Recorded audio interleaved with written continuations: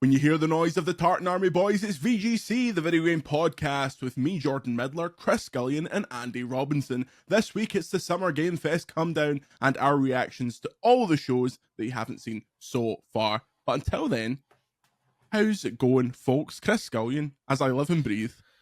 Jordan Midler, how are you? I'm fantastic. I've got Euro fever, Chris. Take me to the doctor. I'm ready. I'm ready to absolutely fucking pump Germany tonight. 10-0. Come on, John McGinn. Tonight? Yeah, it's tonight. Yeah. Oh right. Oh, I'm gonna have to go to the pub. This is why today I've you've literally just massively improved my Friday. I don't think it started till tomorrow. No, it's tonight. Well, this is why I've decided to bring back an old favourite, the Wildberry Slush Iron Brew. Lovely. Which famously, long-time podcast listeners will remember I didn't like much. So I'm drinking it for two reasons. Partly to empty the fridge, because it's still there, and partly because I think it sums up tonight is that it's Scottish, but it will leave a bad taste in your mouth when it's finished. Look, I just don't want us to get pumped, you know? I want like a scrappy. I want a South Africa first game in the Saudi World Arabia beat Argentina, right, in the first game. Exactly. In the World Cup. That's right. Scotland and Saudi Arabia have a lot in common. They've got a lot in common. Plus, Germany, like for a while, have been rubbish. Yeah. Plus, in France '98, we came desperately close to beating Brazil in the first game. I love how these are your heroic tournament moments. I know. we almost beat that team. Coming close. Look, we've won the same number of international tournaments in the last 50 years, so take that in your pipe and smoke but not 60. At the end of the day, the thing that sums up best was France '98, or maybe France '98. England's national song was "How Does It Feel to Be on Top of the World," and Scotland's was "Don't Come Home Too Soon." There you go. That sums up both countries. We just want to qualify at the group stages and mate, not make an arse of ourselves. I don't know if you've seen, Chris, but there's been an absolute gold rush on TikTok to make like the Euros song for Scotland this year, and it's so embarrassing. Like all of them are terrible. It's like, we've got iron brew and haggis and we're going to win. It's like, fuck off. Yeah, do something better. Although I can't stop singing that one that's like, and we've got John McGinn. John McGinn has got the weirdest face Meatball I've ever seen. It looks like someone's taken his face, right, put it in Photoshop, and reduced it by just enough that it's weird. Not too much. Kieran Tierney's starting to look weirder as he gets older because he's not aging. Yeah, and he kind of should be by now. That disturbs me as well. We're not a handsome bunch. I know. I know. Speak for yourself. Sat here. Andy, how are you? It's been all of like 3 days since we've seen each other. Jet lag's not so bad, actually. Yeah, I mean, you can hear my voice is basically gone. That's 5 nights of shouting over the noise in the hotel bar. Yep. But no, I feel okay. Jet lag this way is all right. Right. It's just like being a student. Yeah. Like, oh, I'm tired in the morning. I can't sleep at night. It's not the end of the world, is it? It's much better than like drooling into your own lap at 5 p.m. in LA, which is the other way around. Yeah, it was actually no. It was okay. This because on the way back, I didn't get my upgrade sadly, but I had no one sitting next to me, and the 2 next to me were empty. So I just made myself a little bed, and that was me. I was knocked out. I'm gonna complain about this on the podcast in case there's anyone from BA listening. Okay, go for it. So this was my first trip on BA Silver, right? Mm-hmm. And you've been upgraded. How many of your trips? This is like the only one you haven't, right? Yeah, so the 4 last out of 5. Yeah, 4 out of 5. First trip, nothing. Nothing. It's just your luck, I'm afraid. That's the slogan for BA. BA is just your luck. But did you not enjoy the kind of substandard buffet in the BA like lounge? Sloppy like shepherd's pie or whatever it was, bit of pasta. I had a beer on the LAX lounge was a lot nicer than the Heathrow lounge, funnily enough. Although I'm at the Heathrow has like about 5 lounges, right? So maybe I just went into a substandard one. But yeah, the LAX lounge was nice. I had a beer. Yeah, I sat in the lounge. A tiny beer. I sat in the lounge for a long time yesterday because my flight was at 8 o'clock and I turned up to LAX at 11 a.m. So I just sat on my fat arse and had too much buffet and then fell asleep in the plane. So it was glorious. However, when I landed in Heathrow, we got in late, so my connection to Glasgow was like an hour later, and I basically just made a big fuss, and they dragged me through everything pure quickly. So that's the real. I don't think I've been on an Airbus plane before, right? Oh, really? It was so nice to be on a plane that wasn't at risk of crash. No, I'm joking. That is literally why I booked the earlier flight to Japan, because the later ones are boring. Yeah, I am joking. But there were little quirks that I've not seen before. Like, have you ever had, like, I sat on the window seat and I had like a little cupboard, like, so on the armrest, like all along the. To be fair, I have to clarify. It was like a one of the double decker ones, right? Yeah. So it was on the top deck. So I'm guessing the shape of the fuselage doesn't allow you to go flush against the so there was like, I had a little cupboard to put my stuff in, which was brilliant. So I stuffed my Steam Deck in there, my pillow and all the rest of it, shut it, and then it wouldn't open again. Good. So during the flight, I like people just hear me literally punching the absolute bejesus out of this thing. And then once it was open, of course, I had to leave it open then. Mm-hmm. So then I've just got a hole where my armrest used to be. Good. Anyway, let's talk about stuff that's even more unrelatable. Chris, you covered the SGF bonanza from the Wonders of Scotland. We waxed lyrical. So point of order, if you want to hear our live reactions to the Summer Game Fest showcase, while Jeff was trying to kick us out, while Jeff's hit squad was like circling me, Chris, and me, Andy, and Dringo, you can listen to that or watch it on YouTube. If you want to listen to our Xbox reactions live from the Ghost of E3, you can listen to that. But for you, Chris, which show was the best, and which game out of all of it got your cockles racing? I mean, I think it's no surprise that Xbox, I think, was the kind of runaway winner. I think the general consensus is that they finally kind of nailed it, like they've kind of been threatening to for years and not kind of really managing it, and they finally managed it this time. Although I was kind of slightly iffy about there not being a lot of solid release dates there. I'm wondering how much of that's going to slip. But certainly what was there looks like there's a lot of good stuff there now. In terms of specific games that kind of excited me, it's odd that Indiana Jones probably excited me least out of all the big kind of high profile stuff there. It looks fine.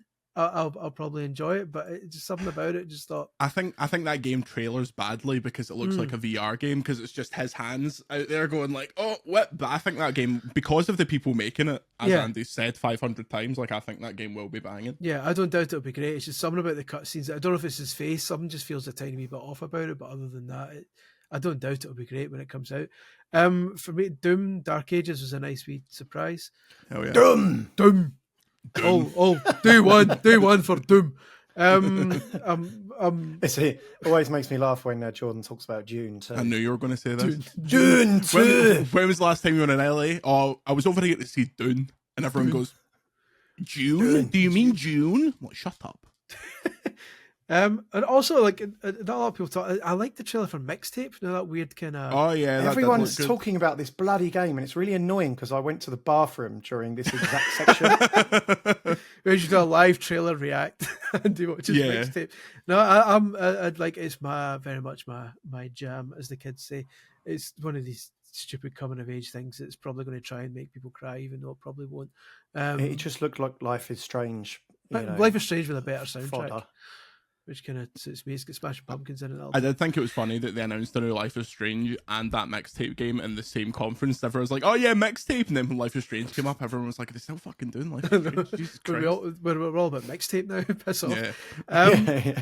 Also, Mighty Morphin Power Rangers. Hell yeah. Rewind. Do you know what? That got such a reaction in the room.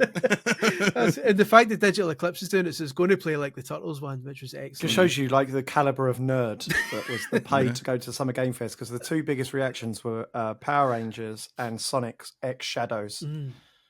Big Sonic. Oh, it's just a slight tangent from Power Rangers. So on the last night of SGF, me and the FPS crew went for dinner to a Japanese place at LA Live, and it was like mega expensive. And then I was like, oh, this is nice. This is like haute couture. I'm really getting a taste of Japan. Look up on the wall.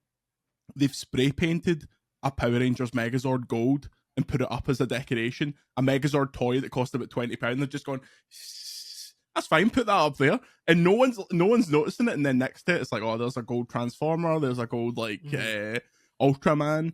But yeah, that's the Power Rangers thing got me incredibly excited. I mean, they didn't show Tommy, God rest him. But he'll be unlockable. You know, they did this with Shredder's Revenge or whatever it was called as well, where they kind of they eked out the unlockable characters. So you've got to imagine both green and white variants will turn up. Glasgow's green and white. I've said for a long time that it's a joke that we've not had a proper Power Rangers game. Like, do you not think? I always thought Rocksteady Combat, Chris, would be incredible for a Power Rangers game, because you're just, especially like when Batman's like battering goons, that could be just battering the putties. Like, Goons in Doom. Goons in Doom. Power Rangers. But I think Power Rangers had a decent one-on-one fighting game that everyone just ignored. I thought. Oh yeah, the one that was what was that called? Battle for the Grid, something like that. Yeah, something like that. I thought it was fine, but yeah, you're right. Like a proper third-person adventure with Power Rangers would be the balls. But I'll happily stick with retro beat 'em up for now. That'll do me. Yeah, the Power Rangers thing was the thing that when it finished, I was like, oh, I hope we're playing that like this weekend. And then everyone was coming up to me and was like, "Is the Power Rangers game here? Is the Power Rangers game here?" It was not, sadly. But shame. Yeah, we now that I've had time to think about it, because we did our reactions literally as they were like taking lights down and shit like that. It's funny to watch the background of our video, because you can see the surly Teamsters from The Simpsons like ripping Jeff's stage to bits. But yeah, the Alan Wake stuff was cool. I'm really desperate to play that, but I've got like other stuff on my plate at the minute. I went up to Sam and I was like, "Why the fuck did you release that during this weekend?" And he was like, "A lot of people have said that to me." And I was like, "Well, there you go." His personality is exactly what everyone thinks, right? He's just the most chill guy. I think I was speaking to him about 1 a.m. Like, hello, Andy. Yeah. How are you?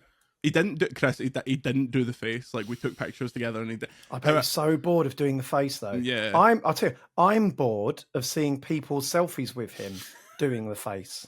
So God knows how bored he is of actually doing it. See, that's why when I took my silly picture with him, I was like, "Let's do something Sam, funny." Can we pretend to drink coffee? Yeah, oh, that'd be good and unique, wouldn't it? I think he's the anti-Martini, in that, because Martini would do the voice at the job without being asked. Sam like do you know, I actually bumped into people in LA that for some reason that came up. People who did my voicemail. I had to delete that. For anyone who doesn't not in on the joke, Charles Martinet is the loveliest, most infectious person in the world. But that also means if you ask him to do your voicemail, it's going to be 2 minutes long. It was so long. 5 characters. It was so long. And you're going to have to delete it. I still remember it. He probably does the same one for everyone. It's like, "Hello, it's me, Mario. If you want," and then he switches to, he says, "If you want to leave a message after the beep, here it is. Beep, only joking." And then Wario turns and says, "Hey, hurry up, and then Luigi turns up and it's like, "Mate, somebody's already put the phone down at this point. Somebody's waiting to tell me that a family member's been taken to hospital." Sitting listening to him while Luigi going, "Hey, have a rotten day." No, mate, this guy is having a rotten day. I'm trying to tell him. Hi, Chris. It's Dr. Smith. And we've got your results back. Imagine the switch in tone when you're getting a voicemail going, "Hey, it's Luigi. Have a rotten day. Hello, this is Monklands Hospital. I'm afraid your test results have come in and they're not great. Here we go. Hello, is this Mr. Scullion? It's Strathclyde Police. We're actually contacting you due to some historical crimes. If you could just call us back." But yes, it was stark that when after we finished the giant bomb thing and everyone went to the JW where the rats were there as well, everyone was going up to Sam being like, "Oh, take a picture, do the face." And it's like, he just wants a fucking beer, man. Like, he knows exactly what he wants. He's at every single press event going. He wants to do the face, and he wants to do it as much as possible in as many selfies as possible. I don't know, man. He's away on his holidays now. But yes, lovely chap. I want to play that DLC very badly. Other things are going on. What else was there that was cool at the show? Oh, the fucking the best moment of the show, and I don't know if this made the broadcast, was at one point they showed a thing for Samsung TVs, and someone to the left of us went, "Yeah, Samsung," and everyone fucking pissed themselves laughing. That was like the highlight of the show. Andy, do you want to talk about your highlight of the show and what you purchased during the show? What I purchased? Oh yeah, it was hot, so I bought a fan. Oh no, fan. That's the second story. What did you purchase while we were sitting in the audience at Jeff's show? Yeah, it's become a coined phrase. Ordering some dog food. This is a dog food moment. At a particular lull in Jeff's show, someone looked over and I was ordering some dog food on Amazon. But not only was I ordering dog food, right? My card got declined, so I got my card out and I sat there going, putting the numbers in, security code. I can just imagine. I think that was about the time that Mixtape was on. Yeah, it's good. No, I think it's the wrong. It was the Xbox, right? I can just imagine Jeff's up on stage, like giving it the. I wonder how we're going. He glances over, just sees your face illuminated. I've got my debit card out. Oh, but I thought that show got like quite a kicking online, and I don't know if it's just a but I think in general everything gets a kick. Like it's quite stark, right? What the reception is in person and then what the reception is on social media. Because, I mean, it's not often that we get to be isolated from it because usually we're the ones on social media doing this stuff.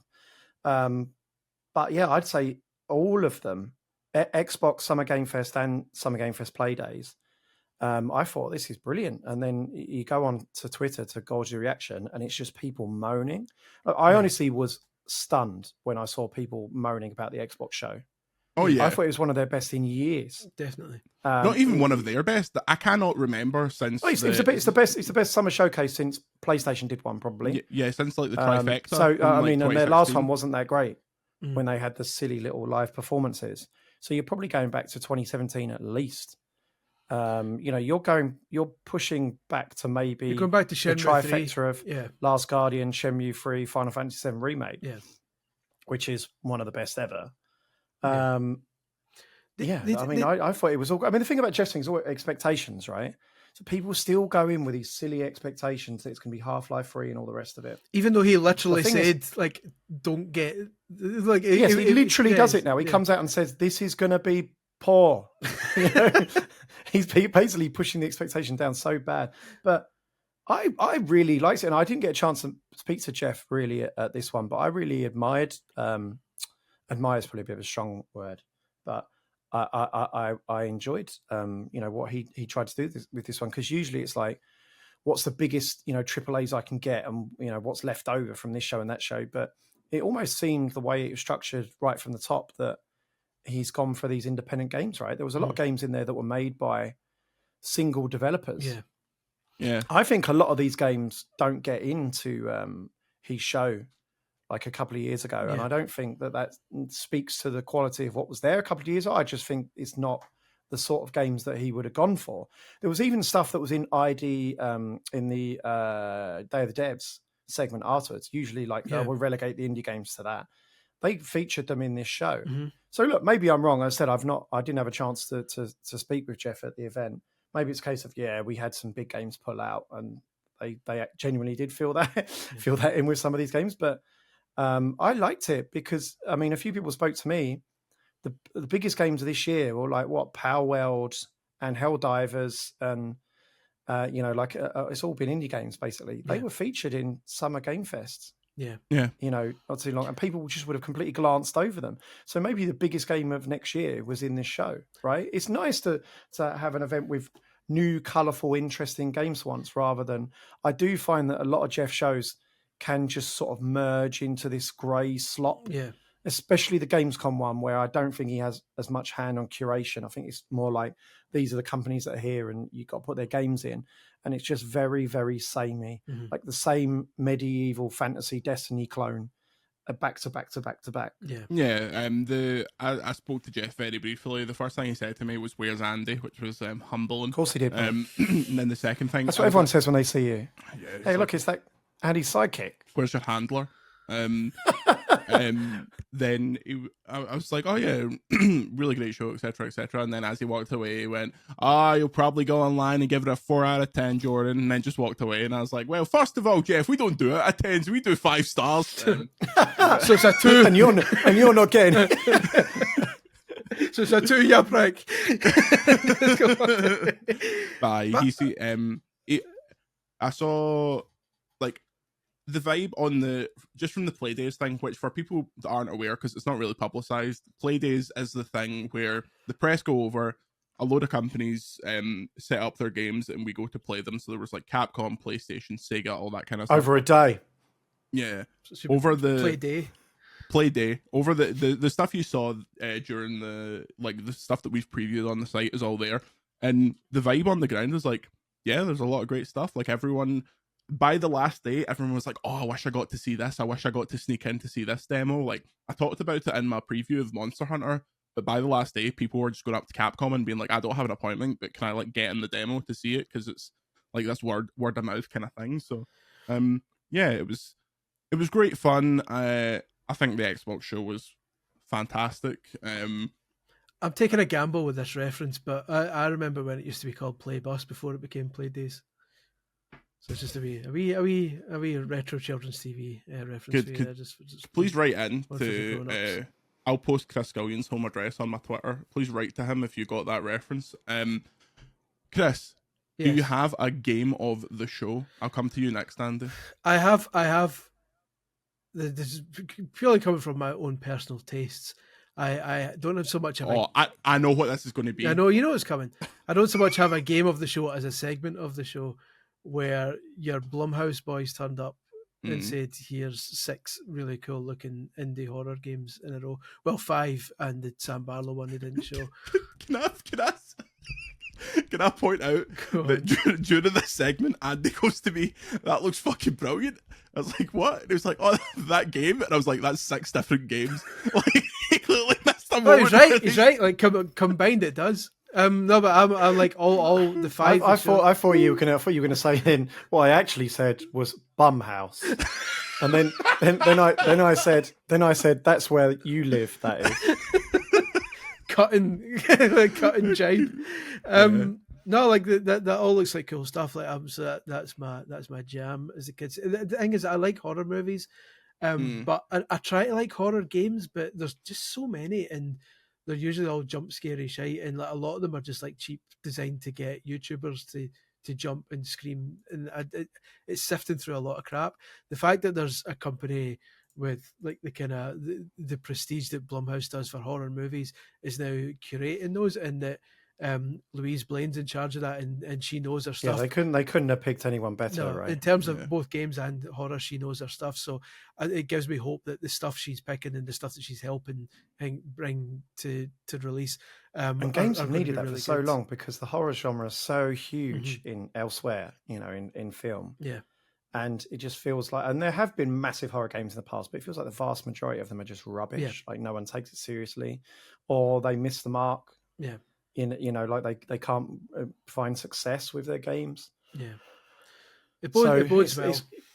I mean, I'm not a big horror guy, but I thought that looked brilliant. Yeah. Shout out to Louise. Bumhouse. There was a funny moment where Mikeza and Louise were all standing around, like talking shit about and no one could understand what you were saying. Yeah. Rob Pearson from PlayStation Access came up to us, and we all went, "Hello, Rob Pearson," at the same time, and he went, "Hello, entire Scottish games industry." And then Louise got dragged away because she's very important now. But yeah, Louise is a legend. Former BBC as well. I could have been away doing that. I could have been at Bumhouse, and look where I am now. Instead, you were sitting on a chair watching a trailer for Killer Bean. Andy and Dringo were freaking out about this and that other one where that's a strong description of how I was reacting. The wee teddy bear. Did I look up from my phone? Losing your mind. The one that was like the wee teddy bear smoking hash. Andy was like standing up, going, "Whoa, here I fucking go!" Roll me one, buddy. Was to leave. Was to go for a pee and dodge mixtape. Yeah. But yeah, your segment of the show was Blumhouse, and it released.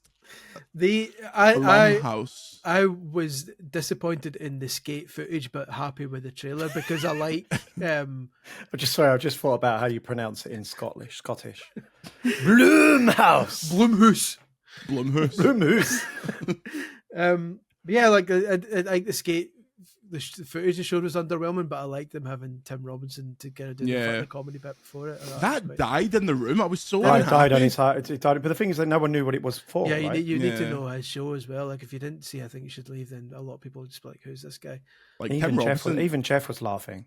Tim Robinson is a skater and stuff like that, so like I hope he is in the game, like because they had what's your man for My Name Is Earl, Jason, whatever his face is. Jason Lee. Yeah, Jason Lee. He was like a big part of the older games as Coach Frank. So yeah, I think they need to just go quiet on that game for a long time, and then next time they come back, it's like it is out here, and this is what it is. I think people are starting to lose their patience now because like, it was fun when they announced it. Because obviously the running joke was where's Skate, where's Skate, where's Skate. Yeah. And then they said, okay, Skate's coming. People are like, okay, now where is it?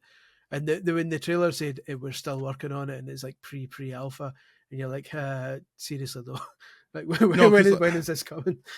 Like to pull the curtain back, you'll have seen on Twitter, like they sent me like a package for this M Corp thing they're doing, and when they sent me that, I was like, okay, surely this is it. You don't do something like this if you're not like, we're doing console testing this fall and it's out next fall. Like it's just because it's coming out, it's free to play, so it's coming out like whenever it comes out, kind of thing. But yeah, I have infinite goodwill for that game. I am desperate for it to be good. And I mean they built most of the black box team back, so you would think that like I got handed a Skate t-shirt at Summer Games Fest from a man who had a Skate tattoo there and a Battlefield tattoo on his other arm.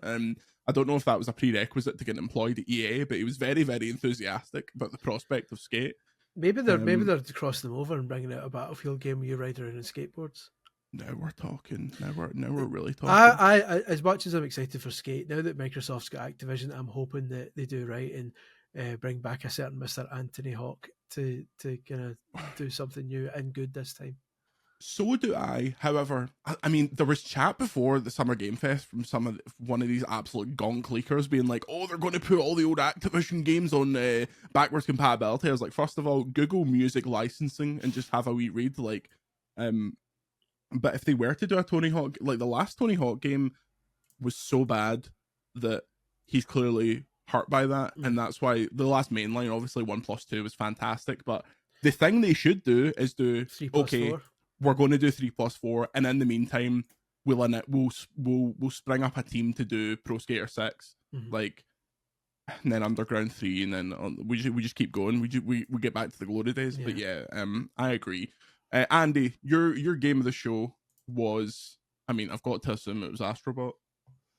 Are we talking about Summer Game Fest? Are we talking about Play Days now? Whole thing, the whole weekend, your game of the show.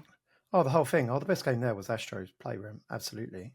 I didn't play everything. We split it between the two of us, right? So you kind of played Monster Hunter and a lot of the other big ones.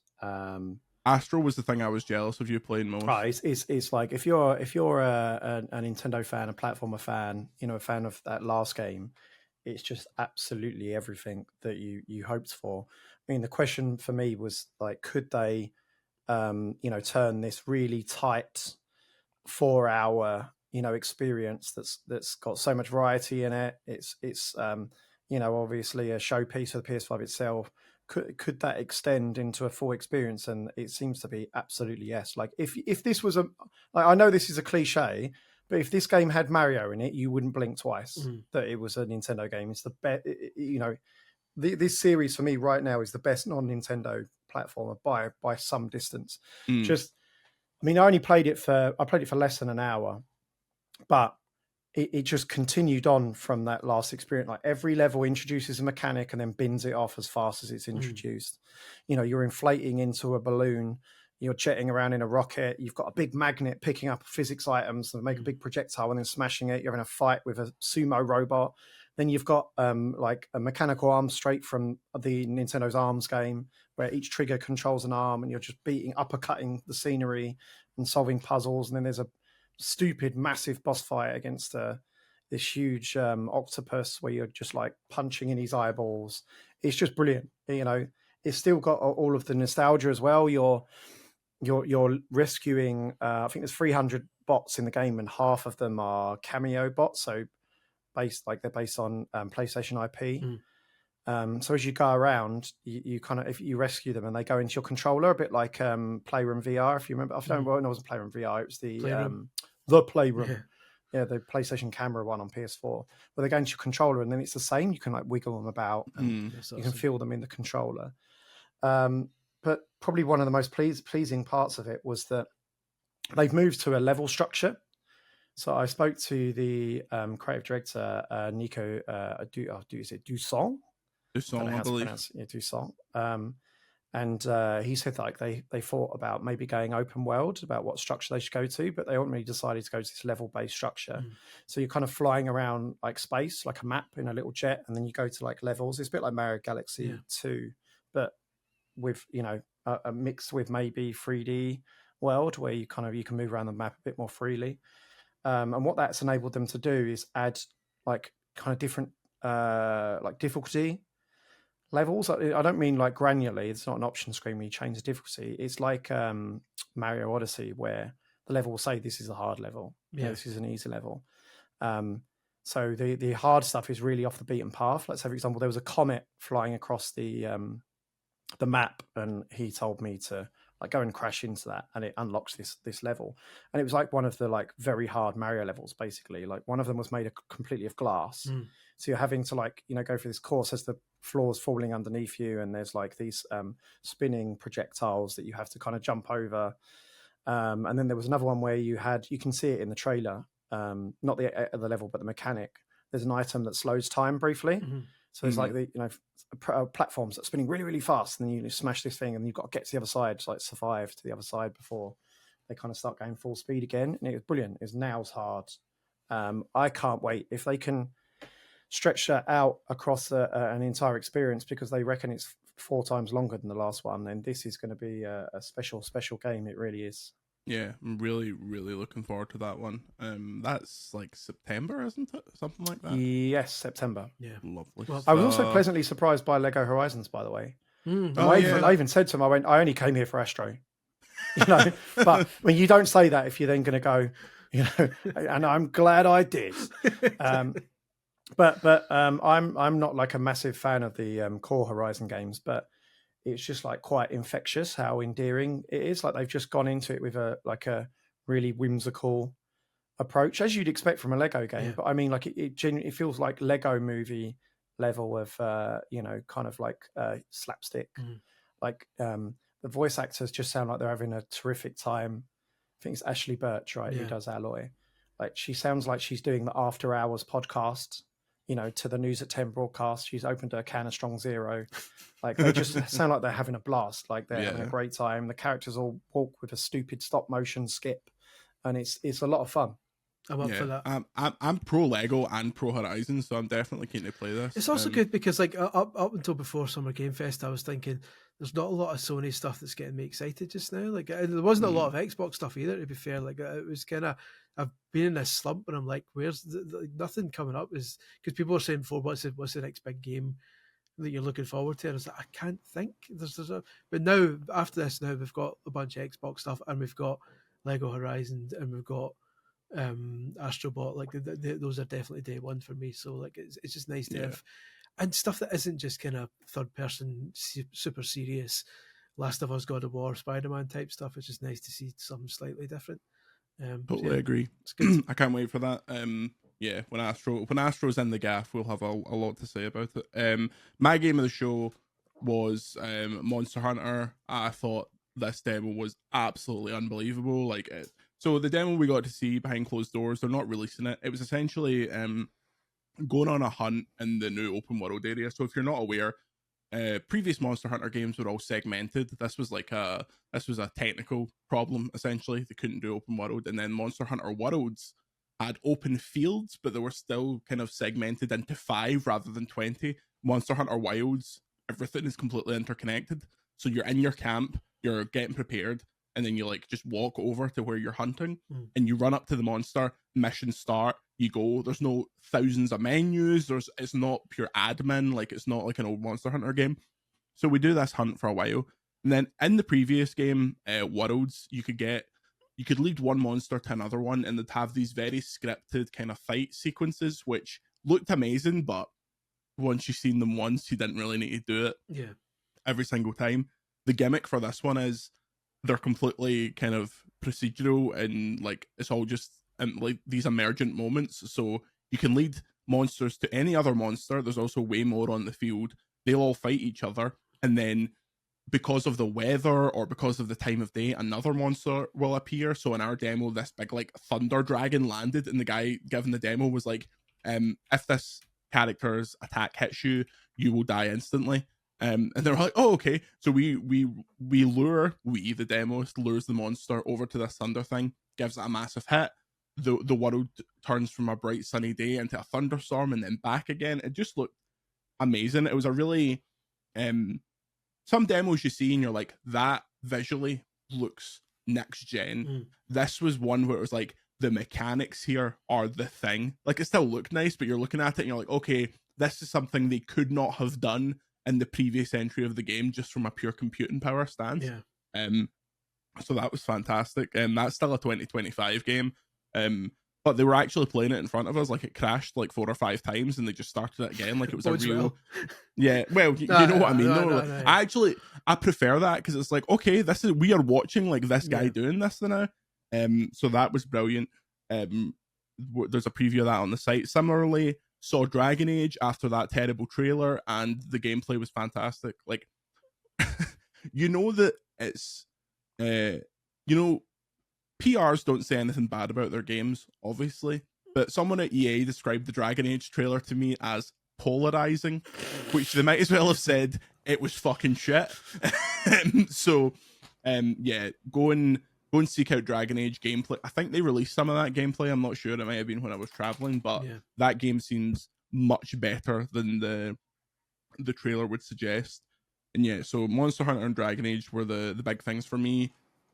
Also played Phantom Blade Zero and Stalker 2, and I'll write up some thoughts about those today. But yes, it was a strong ass show. There was stuff that I couldn't play that I wanted to, like UFO 50, the new Derek Yu game was there. I really wanted to see that, but there was just no time. Like, so at Playdays they had their behind closed doors stuff, and then there was kind of this area where they had like dozens and dozens of screens, and every single screen had like a different game on it, and people were just walking. You could just walk past and go like, "Oh, that looks cool. That looks cool. That looks cool." That looked UFO 50 looked like the business. I would also suggest, I don't know if this is just because it was the first show and I still had like energy then, but if anyone who didn't watch the Guerrilla Collective should probably go back and watch that as well if they've got any interest in indie stuff, because there was quite a lot there's like maybe 60 or 70, so obviously it's not all winners, but there was a good 8 or 9 games there that I was watching. I was going, that looks really cool. That looks quite cool. And I need to go back through it and get the names again, like, because everything was just going so fast. It's like, but there's a lot of kind of really obviously good indie stuff. There's always good indie stuff coming, but that Guerrilla Collective really showed off some really cool stuff, and also the Day of the Devs. Obviously, a lot of people would have finished the Summer Game Fest showcase and just kind of stopped there. So if anyone listening didn't watch the Day of the Devs, they should go and watch it, because there's some really good stuff at that as well. There's a lot of good indie stuff coming. I think that's it bodes. It was a really good show overall. Like, I don't think we've kind of brought this up. I mean, obviously we dissected little bits, but it's easily the best summer showcase I've been to. Since E3 went away. I mean, honestly, like, I feel, you know how it is when you go to a good show as a journalist, and it makes you excited for what's coming, and I just feel revitalized. Like, I've really been looking forward to, kind of writing up about the stuff I've seen. I've probably like put out 10,000 words of previews this week. Still got more to come. It feels so great to be out there again. Seeing big games, speaking to developers, and particularly, shout out to PlayStation as well, who, they haven't done a physical event really for a good few years, certainly, during the PS5 era, but they had 2 like really great looking games there. We had access to their developers. It's just, it's, a really revitalizing week on that front. It's so nice to see everyone, speak to the people behind these games, discover a lot of games. If this is the path, the trajectory that Summer Game Fest, or, the kind of the events around June now are taking, then I don't think there's much concern. I mean, I don't think we're missing much that E3 had, certainly the last one at all. Yeah. I mean, if you had Nintendo doing something, then this would like just be E3. It really would. I mean, the difference that I see is that the thing about E3, I mean, for us, it's a pain in the ass for press because everyone holds, even if they're not Summer Game Fest, right? People hold their own events. So Ubisoft is if they didn't change. Yeah. Ubisoft's event, they have it elsewhere in LA, and it honestly could have been any E3. They've clearly spent millions of dollars, setting this up. They have a live stage. They had a live orchestra. They had a whole floor of this theater that looks like you were in a Star Wars cantina with blue milk and stuff. Then they had another floor that was like a Japanese, a feudal Japan era, like temple, with food to match and leave sliding doors. And it's like really high production. I walked straight through them like Homer Simpson. And that was for rabbits. Yeah. Like they was a high production, right? So these companies all there, they're not necessarily at Summer Game Fest. They're all doing their thing. So for us, it's a pain in the ass because you have to go from here to there to here to there to see Xbox or Square Enix or what have you. So on that front, you're like, it'd be really convenient if you're all together, like say in a convention center, but they're saving the monumental kind of union fees to set this stuff up. I'm assuming. I don't know what Jeff charges to set up. I know it charges a hell of a lot for, screens and stuff at some play days.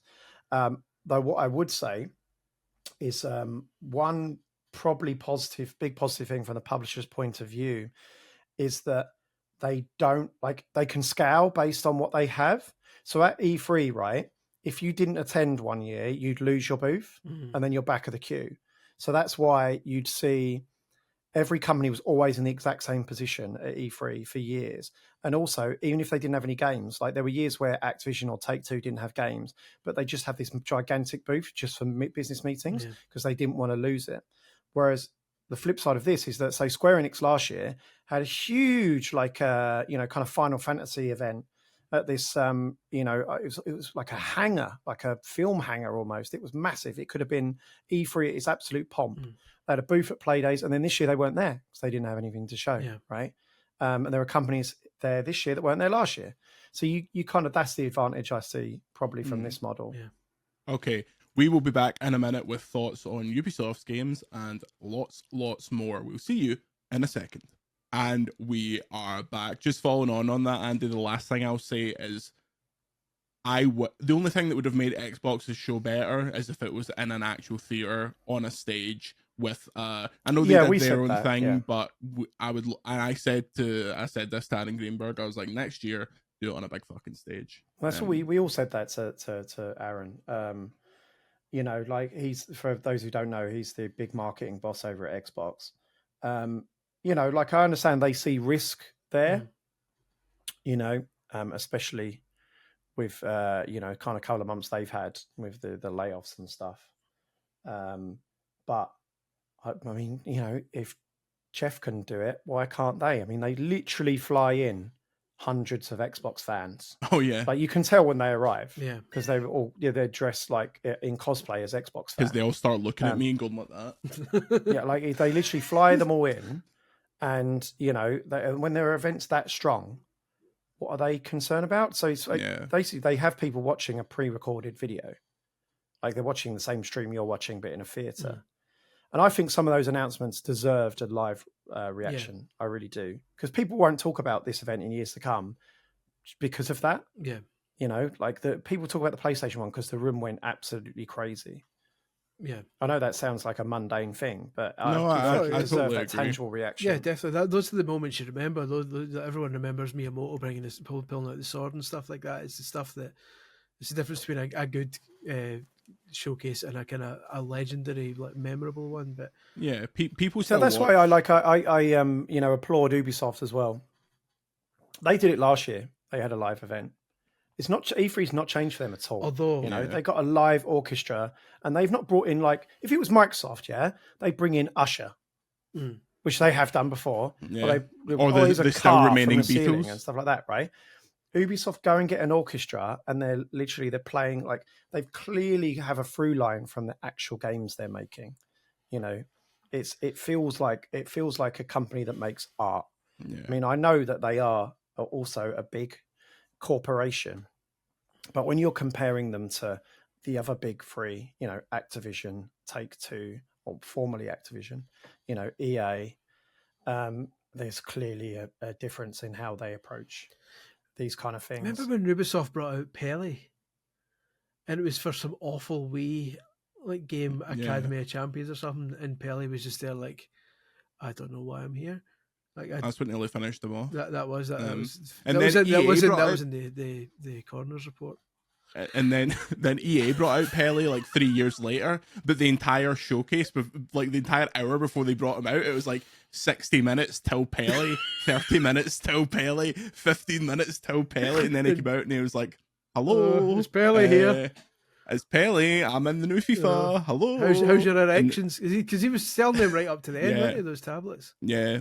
And I've still got some of them right here. That's going to be the second half of this show. I'm just going to have a massive stoner. Anyway, I'll tell you the one time about Ubisoft, right? And this is I had two annoyances from through the whole show. The first one I don't want to dwell on because it's a gloomy one, but the whole Xbox not mentioned in the layoffs. But what did people expect? Like I would have been stunned if they had mentioned that during the show. The Ubisoft conference. For years, they've been doing something I hate, and they didn't do it this time, but they replaced it with something else I hate. I used sexual harassment. Nobody's a fan. Turns out, for years they would show multiplayer games and have that fake multiplayer chat with people going, "He's over there. Don't get him." I got him. Great, thanks. Don't get him. It's Eve Gilmore. So I tweeted before. I said, "See if they do this again, I'm going to go mental."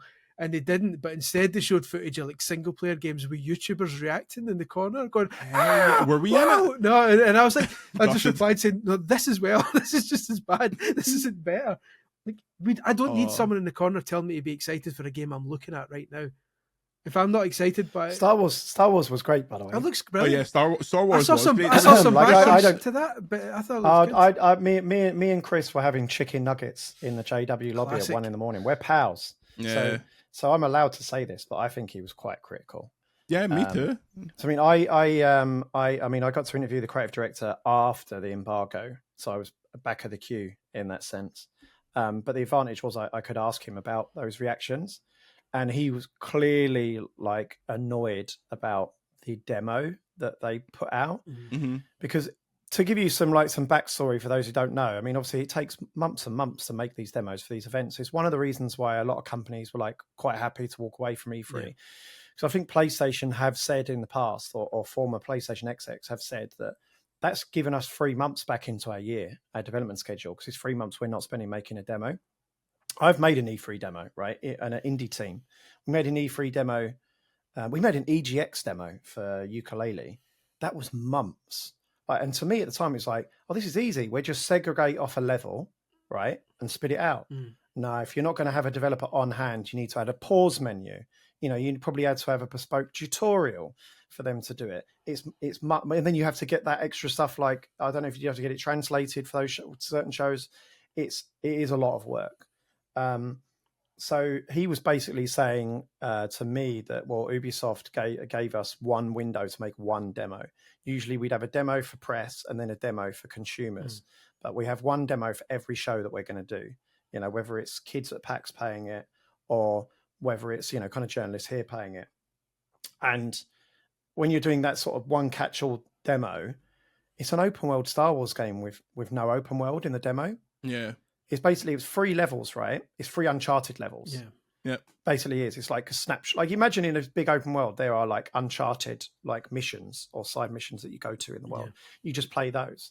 And I can 100% see how in isolation, it was it properly does feel like a game from 10 years ago. It feels like a Tomb Raider reboot, which is fine because those games are great, but they're not going to win any awards. Yeah. And it's when you take out the context of what connects all those together, which is really the selling point of this game, that it's the first open world Star Wars game, then I think that it could look in a bad light. But it's important to take it into that context, right? So I thought I had fun playing it. Me too. the demo was essentially like you started up and you could choose from 3 missions. The first one, you were like sneaking into a bar to collect an artifact. Fans of Solo will remember the Crimson Dawn. Though they are like some of the big baddies. And as you say, like as you collected that thing and got out back into the open world, you had icons everywhere. And I looked at the map and I was like, oh, cool, this is like a big fully explorable city. But you're just walking in a straight line to the next thing, and then it's like, okay, level over. Next bit, you're exploring a ship and things are falling from under your feet and you're going, whoa, like you're Nathan Drake. And then I thought the dogfighting bit was a bit naff, but apart from that, like I heard some people say they really enjoyed that.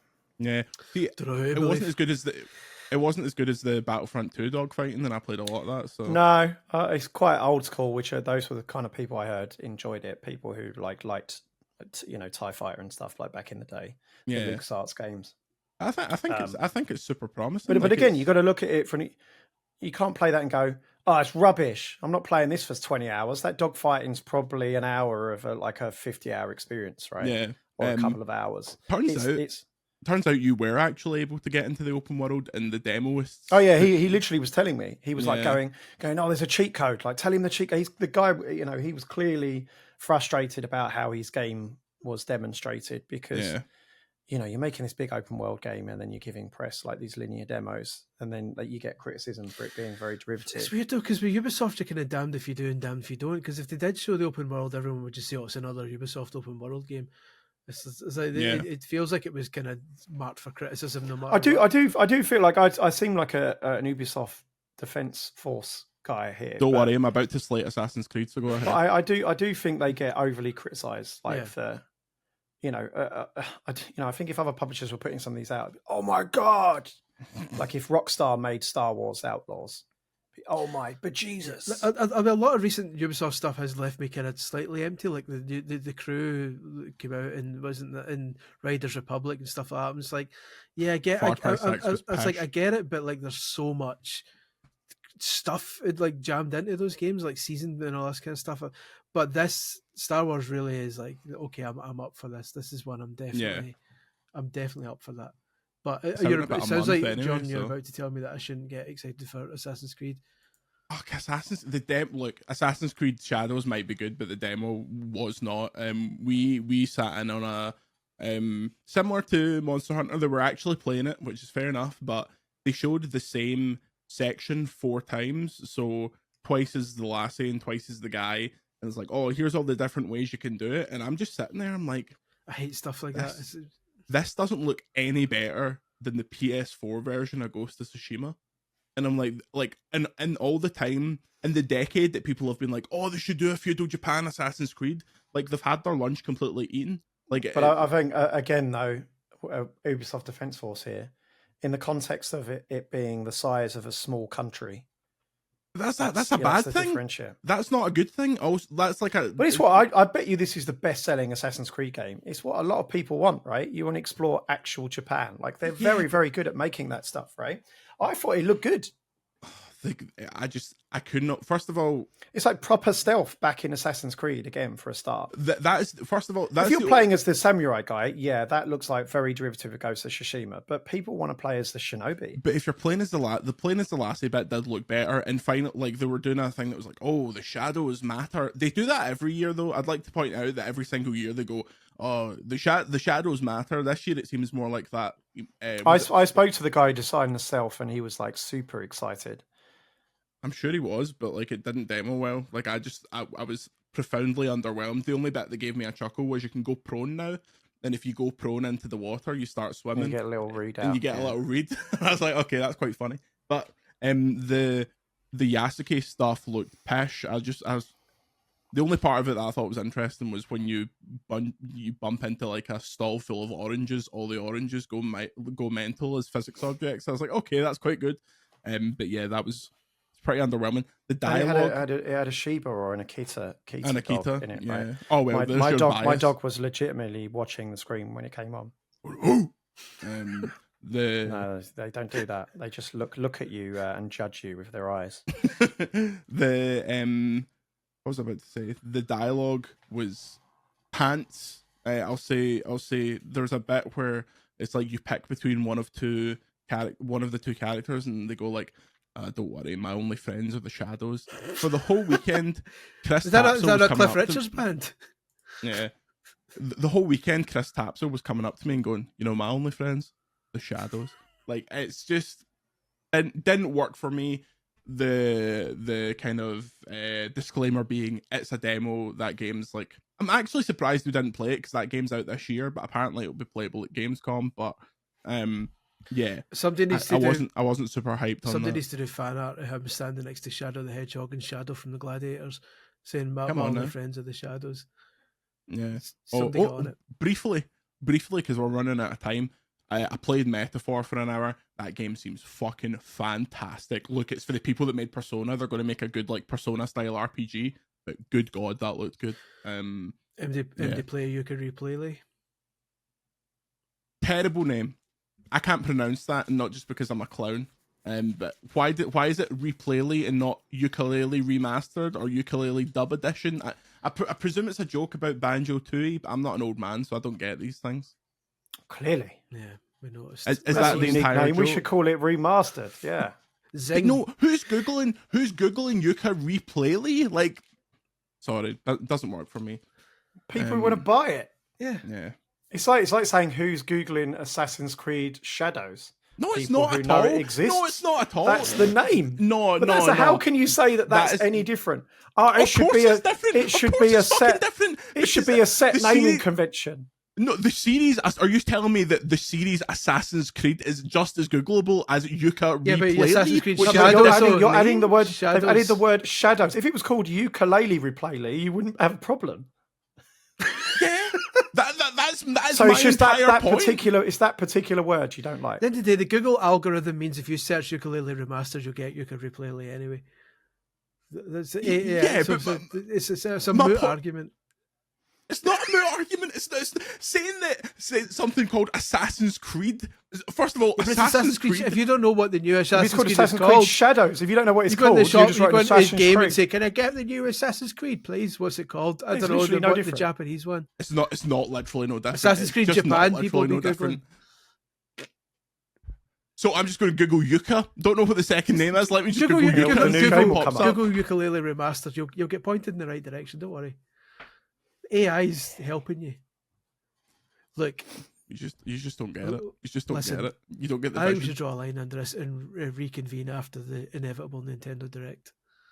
I said this to Andy. I thought it'd be funny if we just re-released my review for Ukulele as our Ukulele Replayly review. But no, I'm reviewing that.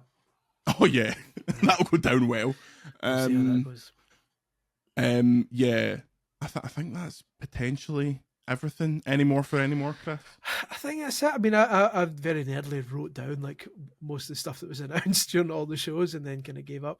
But yeah, people should kind of maybe go back and check out the shows, the smaller ones that they might have missed before. Because there was still some kind of good stuff to find in like the smaller shows. Maybe give Devolver a miss. That kind of fell flat for me this year. For like they had good churros, so what does that make you think? Well, in that case, I stand corrected. But yeah, like it just wasn't funny this year for some reason. But the game's like fine. But yeah, and all I thought was good. Even the main showcase, the internet always says, "Oh, that was a 5." But I thought it was fine. I enjoyed it. There's quite a few games there. I thought I'm up for that. Xbox nailed it finally. I would just like some more release dates for some of the 2024 stuff because I worry that they're saying 2024 with the kind of proviso that some of those might slip. Wink, wink.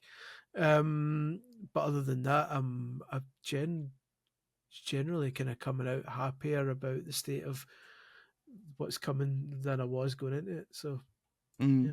Chris, I told you I had a surprise for you. Did. I thought the surprise was your Yuka Replay rant. Oh no, I was correct about that, but this is my surprise. I got you a present. Right.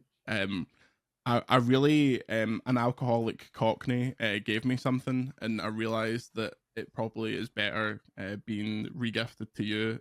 So it's the 7-Eleven Tetris Slurpee cup. That's superb. This will be given to you tomorrow. That's fantastic. Sorry, I took it out of the box because the box was like take it back. 5 Take feet it back. by 5 Ruined. feet. Have you seen the other item? That's right, fantastic. so they gave me a goodie with bag. It was like a Tetris 40th anniversary party, which was really, really great, by the way. Like I got to meet all the OGs, and they gave us a goodie bag afterwards, and they were kind of talking up how everyone has a unique cap with a unique Tetris block on it, and they're numbered. There's only 75 of them, and it's unique to you. And then my one, right, it just has the 4 block, right? So it's just a block, and it's yellow. So, and the cap's blue. So it just looks like a Greg's cap. It looks exactly like you're working in Greg's. Let me tell you, I wore it all weekend. And every British person was coming up to me. Tam all weekend found it really funny to come up to me and go, "A Greg's hat, that a Greg's hat."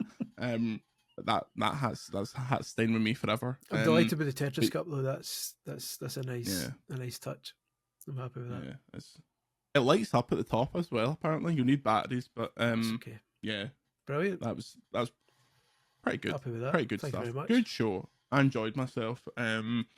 Chris, I'm sure you kept up, but see, we need to get this Brazilian monster in the UK. I can't stop thinking about this Brazilian monster. The one, it had a lassie on the tin. It tasted like kind of mango and pineapple. Oh, it was sensational.